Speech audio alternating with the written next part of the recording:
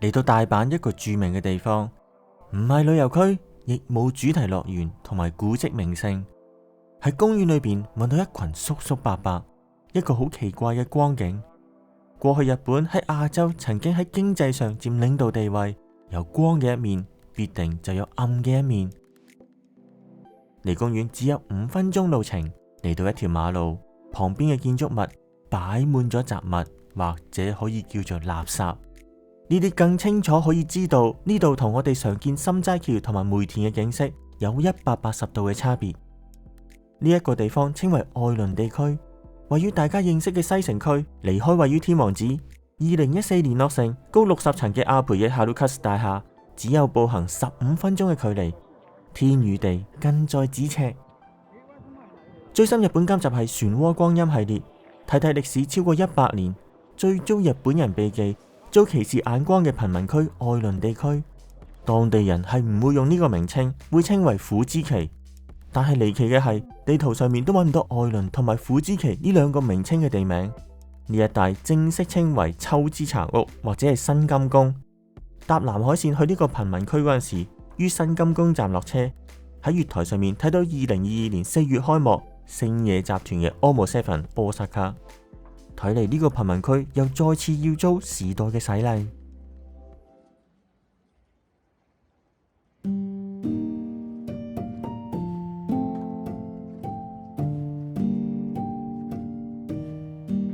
行去片頭睇到嘅公園，請留意周圍嘅景色同大家睇慣咗嘅日本有乜嘢分別。呢度係虎之崎裏邊其中一個地標四國公園。呢段片裏邊會用當地人慣用嘅虎之崎嚟稱呼呢個地方。拍攝日子同埋時間係2023年1月某一日嘅朝頭早11點。1月嘅大阪當然十分之凍，好彩有充沛嘅陽光帶嚟溫暖。我跟住一個伯伯行到公園裏邊，大概有幾十人，佢哋都係上咗年紀嘅男性。究竟佢哋喺呢度搞咩呢？點樣睇都唔似係參加象棋大賽。喺公園入口旁邊放咗幾個大煲，有工作人員喺度看守。企喺另一邊嘅叔叔伯伯已經急不及待喺呢度 NPO 分派食物俾佢哋。叔叔伯伯們原來手上面已經拎住個籌，守秩序，一個跟住一個換領食物。好想知道佢哋今日嘅午餐係乜嘢。之後我上網 search， 發現咗一個名為智伴會嘅 NPO， 由1996年開始到而家，每個月派800份咖喱飯俾虎之崎嘅居民。我拍攝嗰一日唔知係咪智伴會，但係估計有幾個 NPO 都會免費派發食物。畫面上面睇到幾個漢字寫住催出，Takitashi 就係免費派發食物嘅意思。例如地震後為災民派發豚汁、湯汁料、味噌豬肉湯就係催出嘅一種。再睇睇智伴會網頁上面嘅介紹，佢哋服務嘅對象係大阪虎之崎嘅露宿者同埋失業人士。唔單止喺地理環境上面，透過智伴會嘅活動，可以更加實際咁樣知道虎之崎係一個點樣嘅地方。跟住就要思考一下，點解要喺呢個地方派發免費飯，仲有聚集咗露宿者同埋失業人士，背景比較複雜。先介紹一下而家嘅情況，之後再進一步尋根。四國公園旁邊一間店鋪嘅鐵閘上面張貼咗募集中嘅告示，旁邊仲有一張紙介紹少少詳情，上面寫住人才介紹制度。如果介紹朋友嘅話，介紹每一個人就可以得到500 yen 嘅回贈，再按朋友返工嘅日數乘500 yen作為獎賞。從呢個制度可以知道，工作係以日計，唔係合約，亦都唔係月薪制。金額係以500 yen計，係足夠食一碗牛肉飯嘅價錢。右上方嘅圖案係戴住頭盔嘅地盤工人，工作嘅內容就係地盤或者其他體力勞動。行到去大馬路旁邊，見到一間出租儲物櫃嘅鋪頭，再過幾個鋪位就揾到地盤同埋體力勞動工人嘅用具店。招牌上面寫住淵裝束，淵係指高空工作嘅建築工人。虎之崎嘅配套唔錯，要去地盤做嘢嘅話，當然要有裝備，工衣、手套、頭盔等等都可以揾到，價格便宜。先作補充，今次製作影片參考咗曾經或者而家喺苦之期打滾幾個人士合編嘅書籍《苦之期的推介》，以當事人嘅角度嚟睇呢個地方，而日本有唔少對呢個地方嘅誤解，就算係日本人拍嘅 YouTube 片都唔例外。今集同以往一樣，根據書籍同埋相關團體嘅活動內容，仲有我自己喺現場所見嘅嚟講解呢一個地方。而頭先見到嘅儲物櫃，主要嘅對象唔係旅客，而係俾冇固定居所喺呢度揾工作嘅人士暫時放低重要嘅財物。喺呢一章最後要講解一下喺地圖上面揾唔到呢個地方嘅意思。睇睇 Google 嘅地圖，苦之期嘅位置喺南海線新金宮站以南，西邊係秋之茶屋嘅四周，東邊係板界線金池站嘅四周，而南邊就係火車軌匯合嘅一帶。頭先睇到免費派發食物嘅四國公園喺中央偏南嘅位置，正式名稱係秋之茶屋中公園，地址係大阪市西成區秋之茶屋二丁目4。為咗一洗呢個地方嘅污名，苦之期已經唔係正式嘅地名，但住喺當地嘅居民堅持叫返原有嘅地名。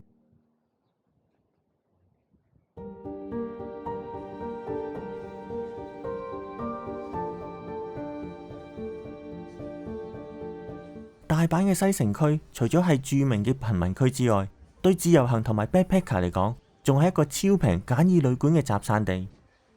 西成區比香港嘅油尖旺區仲要大，一晚嘅住宿只係收1000円嘅超平旅館，其實就係集中喺苦之期。例如喺 Airbnb 可以揾到出租嘅房間。我唔用酒店而用旅館嚟形容係有原因，睇睇呢啲旅館嘅外觀就會明白。例如呢一間就係隨風飄揚粉紅色嘅旗上面寫住免費上網，留意門口外面泊滿晒單車。呢一類型嘅旅館房間都好窄，好多只有3疊嘅空間，一疊就係1張榻榻米嘅大細。由門口位置拍攝嘅相影到3張榻榻米，呢一度就係整間房嘅空間。另一面可以揾到一部已經成為古董嘅顯像管式電視，仲有一部簡陋嘅雪櫃。苦之期裏邊有幾間旅館比較出名，其中一間係黑色外牆嘅 Hotel Rizan 內山，外觀比頭先睇到嘅美觀得多。而另一間就係正喺旁邊嘅 Hotel Toyo 東洋，同樣喺門口外面泊滿晒單車。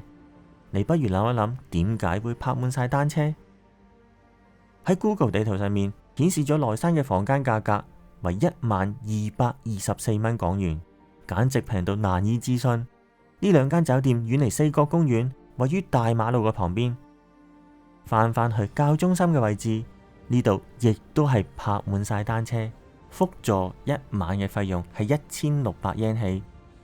唔使講，馬路左右兩邊都係單車，貓貓就喺單車站裏邊休息，但係吸引咗一位叔叔嚟。睇嚟呢個地方每日都會發生唔少小故事。揾到另一個形式嘅旅館，或者稱為住宅比較合適。Mansion Pombai 係共同住宅，月極39000 yen，月極即係月租嘅意思，月租39000 yen。要入住嘅話，可能要啲勇氣。呢啲旅館同埋住宅都有共通點，房間都係好窄，除咗瞓覺之外，廁所等等嘅設施都係共用，而且設備簡陋。又嚟到思考嘅時間。點解呢度有咁多平嘅旅館？同上一章有密切嘅關係。苦之期由以前到而家住咗好多揾工嘅單身男士，佢哋要每日朝頭早去揾嗰一日嘅工作，亦即係日薪計嘅工作，亦都有部分係10日計或者唔足1個月嘅短期合約工作。工作內容多數係建築地盤等等嘅體力勞動。貧民區裏邊嘅居民多數係揾日薪工作嘅，另外仲有失業嘅、露宿嘅，仲有係領政府津貼為生嘅。超平旅館就係應呢啲人士嘅需求而集中喺呢個地方。苦之期作為貧民區有超過100年嘅歷史，領取政府津貼為生嘅人士同埋尋求平住宿嘅海外旅客係近30年左右先至增加。原因就係以日薪工作為生嘅工人漸漸減少。呢個地方隨住時代而轉型，吸引其他人嚟填補減少咗工人嘅需求。日薪工作流動性大，而且工作唔穩定，所以好多人都唔能夠負擔月租嘅固定居所，就會去到旅館度度宿。有啲人會長期住喺特定嘅旅館、特定嘅房間度度宿，就好似自己屋企咁樣。因為日薪工作，所以以每一日嘅工資嚟俾嗰日嘅房租。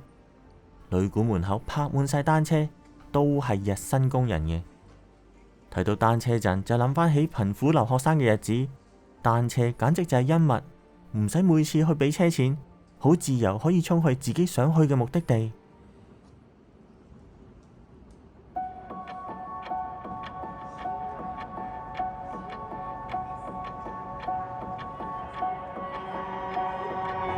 貧民區唔會一開始就係貧民區，傅茲旗百幾年前係一片農地。睇睇 Google 地圖，四國公園東面有一條路，名為紀州街道。街道喺日本有一個特別嘅意思，係指江戶時代興建或者修葺連接各大城市嘅主要道路，促進人流物流。記得喺最深日本第一集新宿特輯裏面介紹咗甲州街道同埋青梅街道。例如甲州街道就通過而家旺區新宿嘅伊勢丹百貨，紀州街道就連接大阪至到去和歌山，而沿住紀州街道向北行，喺通天閣附近位置會出到去界根。界根而家係一條大馬路，由大阪市通往去界市，再一直往北行就會遇上黑門市場同埋道頓窟村，中途會經過有大阪秋葉原之稱嘅日本橋電電城。日本橋電電城喺蘭波界會特輯裏邊都介紹過，講咗好多有關地理嘅，目的就係想講貧民區嘅起源。日本電電城就係原本嘅貧民區，昔日稱為長町或者係名戶町，喺呢度就統一稱為長町。界根係連接大阪市同埋界市嘅主要物流路線，歷史嘅點同點開始慢慢連成線。江戶時代嘅大阪以大阪城為中心，道頓窟內側嘅區域係市中心，掛喺道頓窟村上面日本橋以南嘅地方已經算係較為偏僻。昔日貨物由界或者紀州運到去大阪，會經過界根，人流沿住界根往來。喺日本橋四丁目同埋五丁目，即係昔日嘅長町，亦都係而家嘅電電城。於1890年左右有幾十間簡易嘅旅館，呢啲簡易嘅旅館當時稱為木任宿。古地圖上面可以睇到市中心建築物密集，沿住界根過咗道頓窟村、金宮村以北嘅日本橋四丁目同埋五丁目已經冇畫上建築物，木任宿就喺呢啲地方。木任宿嘅宿指度宿嘅地方，而木任就係指木材嘅費用，係最低級嘅旅館。木材並唔係指去起屋嘅木材，而係指用嚟煮食嘅柴。入住木任宿嘅人，部分係負責物流嘅商人，都係自己煮晚餐嚟享用。木任宿收取柴嘅費用當作為租金，到咗朝頭早瞓醒，商人就會繼續工作。木任宿漸漸吸引失業人士同埋難民，形成貧民區。跟住就要講一講日本橋長町嘅貧民區，同埋傅茲旗由農田變為貧民區嘅過程。唔少人都聽過千日前係古代嘅刑場，古地圖裏邊嘅千日前已經揾唔到刑場，因為喺古地圖所製嘅1890年之前已經清拆咗。大阪而家有大阪檢定，係一個測驗，係一張民間嘅證書，考一考啲人對大阪有幾多認識。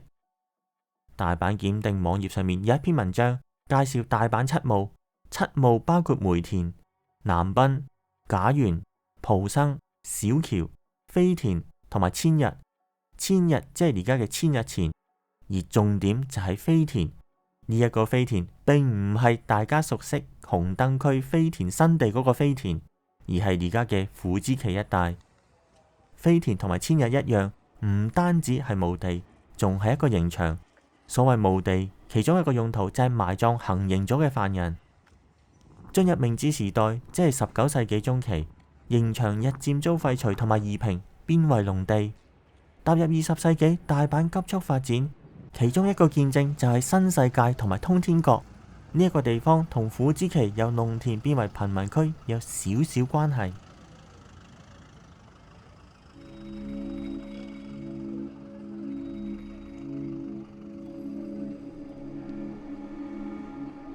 嚟到東京嘅上野公園，唔係好耐之前，都營荒川線特輯裏邊講解咗喺上野公園裏邊舉辦咗內國勸業博覽會，就係萬國博覽會嘅日本國內版本。博覽會裏邊展示咗小型電車，成為契機喺東京鋪設路面電車。內國勸業博覽會頭3屆都喺上野公園舉辦，而第4屆場地轉移去京都嘅岡崎，會場之後改建為平安神宮。而最後一次嘅第5屆於1903年舉辦，場地就搬到去大阪蘭波以南。會期完結咗之後，就興建咗初代通天閣同埋遊樂場 Luna Park。一如通天閣特輯所介紹，而家留低第2代通天閣同埋食街新世界。內國勸業博覽會係大型嘅博覽會，除咗建築場地之外，附近交通都要作配合。喺旁邊嘅界根當時比而家狹窄，要作擴充工程先至能夠應付人流車流。將視線移北少少，揾到木任宿區嘅長汀，為擴闊馬路界根兩邊嘅建築物均遭清拆，影響部分木任宿，被迫搬離界根向四周擴散。大阪獲發展，人口增加，物流亦都相應增加，對木任宿嘅需求上升。而當時有法律宿屋營業取締規則嘅管制，木任宿唔能夠喺市中心營業。原本喺長汀遭迫遷嘅木任宿之外，新嘅木任宿揾到新嘅基地，就係農田嘅飛田，就係而家富之崎一帶。富之崎同埋原先日本僑長屋行相似嘅命運，廉價嘅木任宿亦都吸引咗貧民同埋行乞人士喺呢一帶落腳，漸漸形成貧民區。而貧民區衛生欠佳，於19世紀末發生傳染病，例如有霍亂。因為傳染病造成貧民區負面嘅形象，日後就發展到歧視問題。1910年代尾，有50間左右嘅木任宿，聚集咗1萬人。附近地方仲開設咗工廠，吸引嚟自各地嘅工人，進一步發展貧民區。補充一點，影片開頭提到富之崎有啲誤解，其中一個就係第5屆內國勸業博覽會舉辦，令長屋嘅木任宿搬到去富之崎，但係冇歷史資料證明呢一點。被迫搬遷會引起當地居民反對，報紙應該會報道，但係揾唔到有搬去富之崎嘅相關報道。內國勸業博覽會之後嘅67年，大阪又遇上另一個大型博覽會，而且仲要係世界級，於1970年舉辦嘅大阪萬國博覽會，影響貧民區富之崎嘅發展。萬國博覽會規模龐大，需要大量建築工人。受2戰美軍大空襲之後，燒焦為焦土嘅大阪獲重建，工人們聚集於昔日貧民區嘅富之崎。雖然1960年代接連發生暴力事件，大阪政府有措施作應對，因為途中要確保俾大阪萬國博覽會嘅臨時勞動力，貧民區冇遭撲滅，一直為大阪同埋附近地區提供廉價勞動力。暴力事件令政府改善富之崎嘅勞動環境，於1970年10月開設咗愛倫勞動福祉中心，就係新金宮站對面嘅白色建築物。中心而家已經關閉，而中心外圍擺滿咗雜物，擺滿咗垃圾。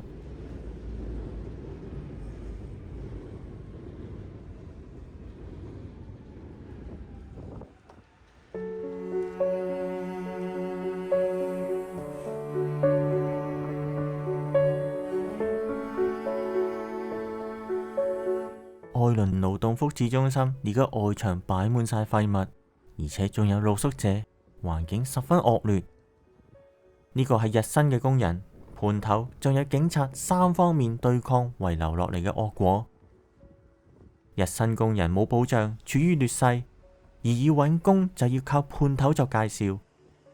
判頭由建築公司等等嘅公司收到報酬之後，將大部分據為己有，將留低嘅小部分拎出嚟作為日薪工人嘅工資。簡單嚟講就係剝削工人。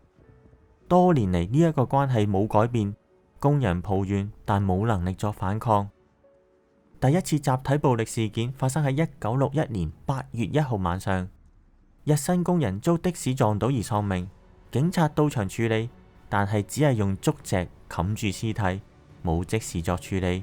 調查咗幾十分鐘之後先至去處理。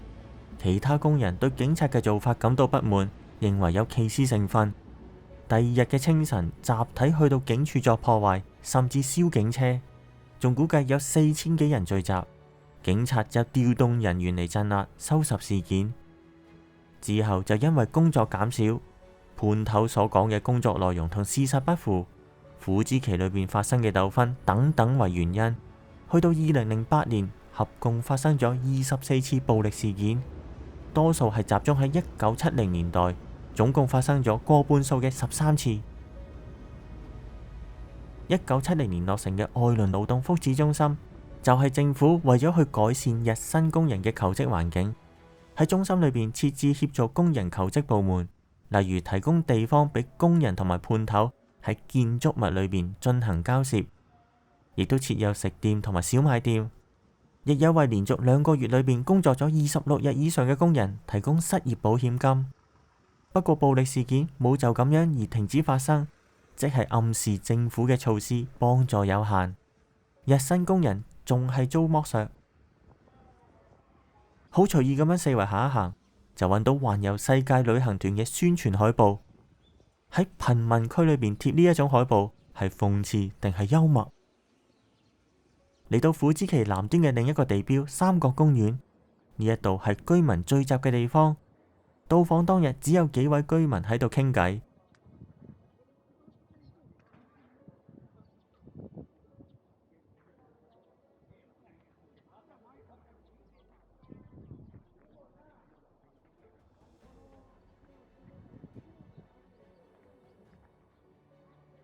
喺公園嘅一角發現咗基地，鼓起勇氣走近啲睇一睇，發現咗2個燒得漆黑嘅大煲，唔知道係咪用嚟煮豚汁。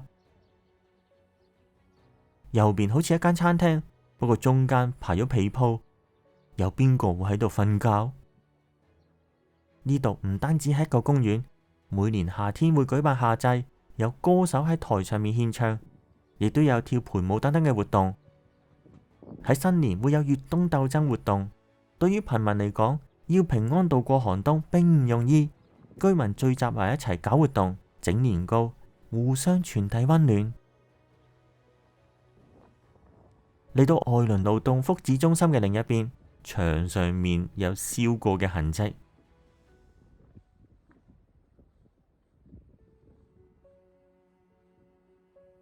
有火燒過痕跡嘅地方圍上咗圍欄。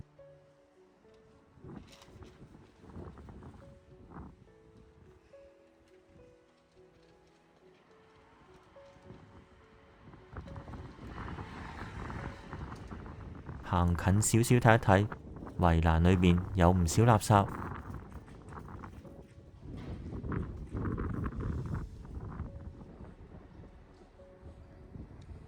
西城警署四周圍上高高嘅圍欄，同其他警署外觀明顯唔同。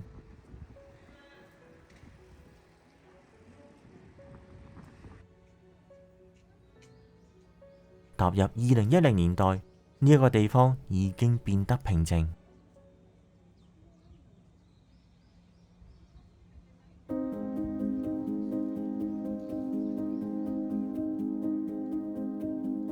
就1960年代嘅暴力事件同埋大阪萬國博覽會會場嘅建設，大阪政府作咗措施，將家庭遷出虎之期，相反招嚟勞動力來源嘅獨身男士，改變咗呢一個地方嘅生態。貧民區作為露宿者、毒品買賣、非法掉垃圾嘅溫床，直到去2010年代。2012年，大阪市市長橋本徹實施西城特區構想，投入大量資金，到目前為止累積超過100億日元，改善惡劣環境，撲滅罪行。喺虎之期裝上幾十部閉路電視，清洗街道，向搬離西城區嘅家庭提供減稅優惠等等，各種措施見效，大幅度改善咗西城區嘅環境。不過10年時間，冇令貧民區完全消失。日薪工人逐漸減少，廉價住宿吸引領政府生活津貼嘅人士同埋家庭嚟居住，而部分旅館更加改建成為領生活津貼人士或者老人用嘅住宅。喺三角公園旁邊揾到一塊廣告牌，寫住招募領津貼人士入住。呢度住咗近1萬領津貼人士，居住嘅人有轉變，但係經濟條件冇乜嘢改變。虎之期喺蛻變途中，著名酒店度假集團嘅星野集團於2017年投得與新金宮站相隔嘅用地興建酒店 Omoseven Osaka。雖然酒店地址唔係喺西城區，而係喺浪速區嘅惠美須，但只係一條火車軌之隔，行唔夠1分鐘就會去到西城區嘅富之崎。星野集團社長星野佳路由市政府投得地皮，原因就係去通天閣同埋馳名炸串嘅新世界，只需要步行5分鐘，而且附近有南海線、板界電車、地下鐵等等作交通配套。仲有喺呢一個地方可以感受自己身處喺大阪。疫情過後，旅遊業恢復興旺，會為富之崎帶嚟下一個衝擊。